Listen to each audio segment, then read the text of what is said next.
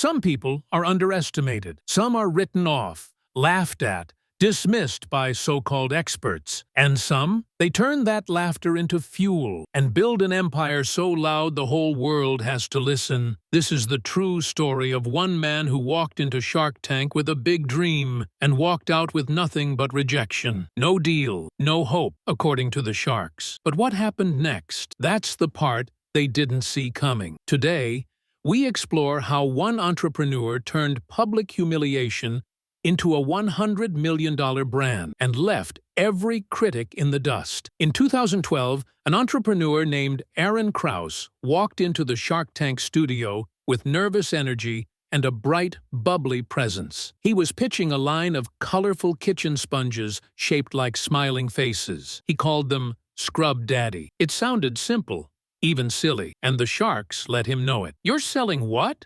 Sponges with a face?" They laughed. Some rolled their eyes. One even said, "There's nothing proprietary about this." But Aaron stood his ground. He explained how the sponge changed texture with water temperature, firm in cold, soft in warm, scratch-free, odor-resistant. And the smiling face? Not just for looks. It allowed you to clean utensils and corners with ease. But it didn't matter. Out of 5 sharks, only one, Lori Greiner, saw the vision. She offered a deal. Aaron accepted. But even then, the doubts lingered. People online mocked the idea. Retailers hesitated. Was this really going to work? Turns out, yes, big time. Just months after the episode aired, Scrub Daddy went viral. Lori utilized her QVC influence to feature the product on national television. Within minutes, it sold out. Then came Bed Bath & Beyond, then Walmart, then Amazon. The little sponge that everyone laughed at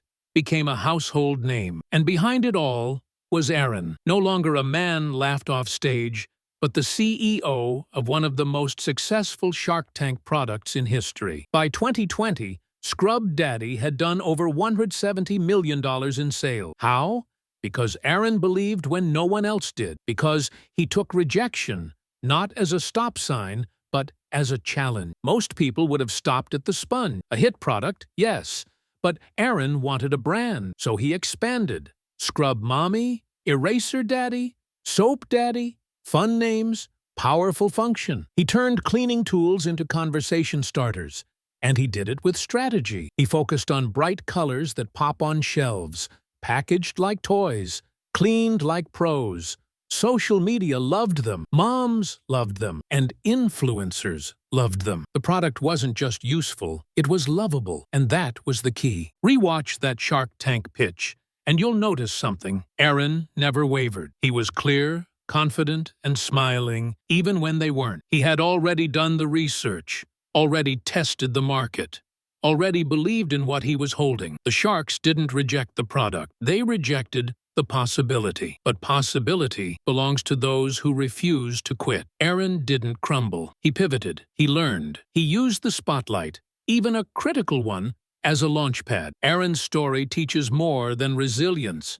It teaches strategy. He understood product-market fit. He chose the right partner, Lori, for the right channel, QVC. He designed a product that was both functional and emotional. He kept reinvesting in innovation. Most of all, he didn't take rejection personally. He took it professionally and kept moving. It's easy to look back now and think, of course it worked. He had TV exposure. But exposure isn't success. Plenty of Shark Tank products vanish within a year. Plenty of great ideas die on the vine. Aaron didn't just get attention. He got serious. He built the logistics, trained his team, kept quality high, listened to customers, expanded smart, stayed profitable. His victory wasn't in the sponge. It was in the mindset. Maybe you've been laughed at. Maybe your idea was dismissed. Maybe you walked out of a room thinking you weren't good enough. Aaron's story says otherwise. You don't need everyone to believe in you. You just need one shot. And the courage to keep going when that shot doesn't land the way you plan. Because sometimes, the ones who laugh first, they are the very last ones to understand what they missed. This is the legacy code. It's not about what people think of you. It's about how you think and what you do with your thoughts. Thank you for watching. Don't forget to hit the like button and subscribe to the channel so you never miss a video.